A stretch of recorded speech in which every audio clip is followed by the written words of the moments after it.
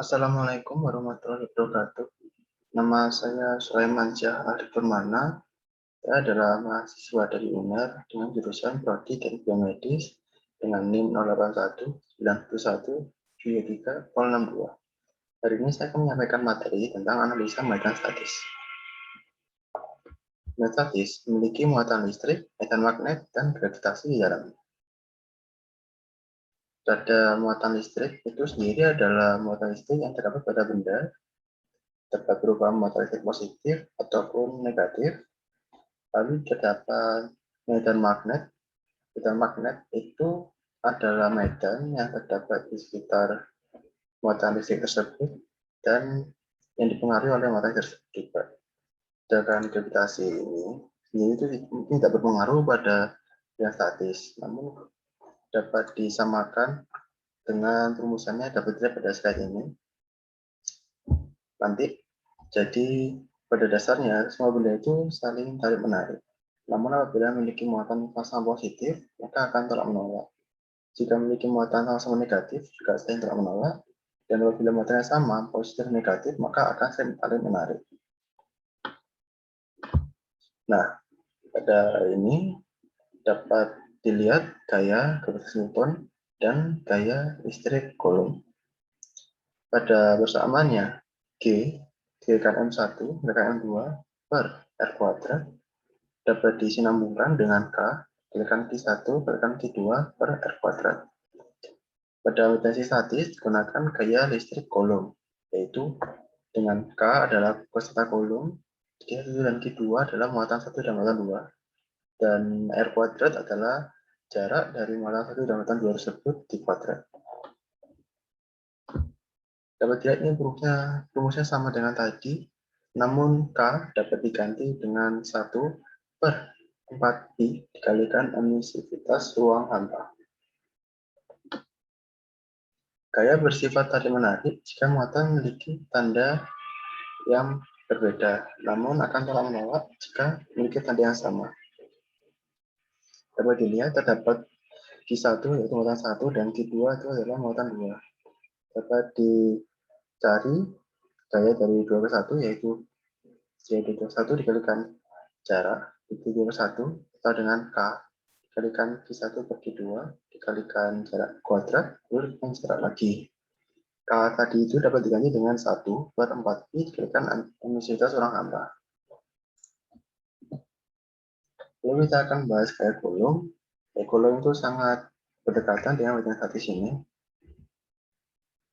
Benda besar dibagi atas elemen-elemen kecil yang bersentuhan. Setiap elemen dapat dipandang sebagai muatan titik gaya pada muatan Q, merupakan jumlah vektor gaya yang dihasilkan semua titik dengan muatan Q. Jadi ini memiliki 4 titik di sini, dan ini terdapat Q dengan muatan listriknya. Mereka itu saling bersambungan dan saling mempengaruhi dan sama lainnya. Ini terdapat rumusannya. FQ sama dengan Q per 4 dikalikan ruang hampa dikalikan RQ R per RQ R lalu dikubik dikalikan DQ. Interaksi muatan Q2 dengan muatan listrik yang dihasilkan oleh muatan Q1 menghasilkan gaya listrik antar dua muatan tersebut. Muatan listrik Q1 menghasilkan muatan listrik di sekitarnya. Muatan Q2 dan berada di muatan Q1 berinteraksi dengan magnet yang dihasilkan oleh muatan Q1. Efek dari interaksi tersebut adalah muncul gaya listrik pada muatan Q2. Maka dapat dijabarkan bahwa Q1 ini adalah suatu benda yang memiliki muatan listrik. Nah, muatan listrik ini menghasilkan medan listrik di sekitarnya.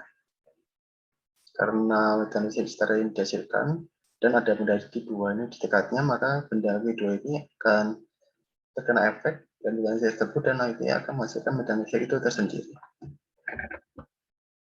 Apakah interaksi? Dalam fisika, yang disebut interaksi adalah perkalian. Interaksi antara besaran A dan besaran B sama tidak adalah sebagai perkalian antara besaran A dan besaran B.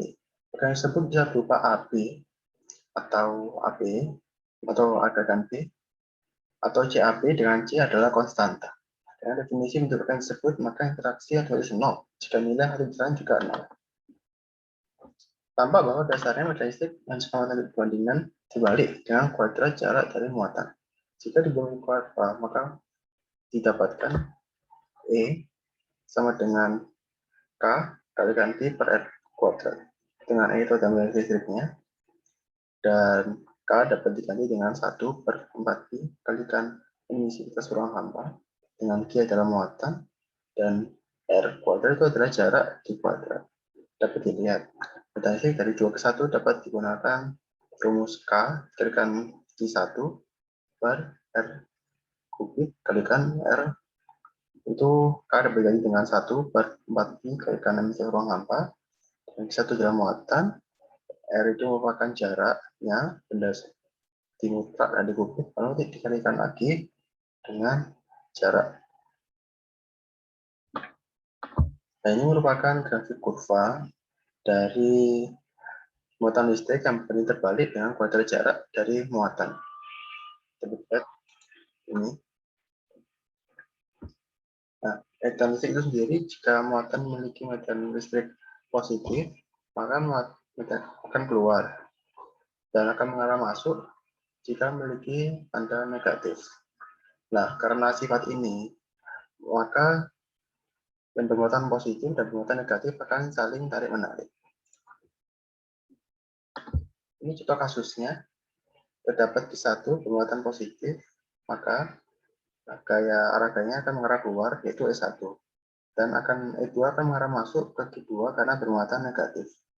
Nah, untuk mengatur resultan dari kedua muatan ini, yaitu E sama dengan E1 ditambah E2. Terima kasih atas perhatiannya.